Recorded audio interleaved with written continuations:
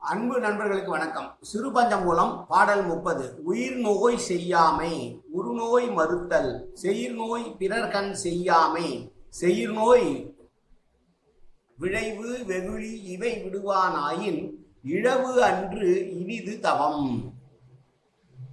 மற்றோர் உயிருக்கு எந்த விதமான கெடுதலும் செய்யாமல் தனக்கு பிறரால் நேர்ந்த தீமையை மறந்து அவர்களிடம் இருக்கக்கூடிய கோபத்தை விட்டுவிடுதல், குற்றத்தை செய்யாமல் இருத்தல், பிறர் மேல் உள்ள குற்றத்தையும் சொல்லாமல் இருத்தல், பிறருக்கு குற்றம் செய்யாமல் இருத்தல் ஆகியவையே ஒரு மனிதன் செய்யக்கூடிய நல்ல தவம் என்று சொல்லுகிற பாடல்.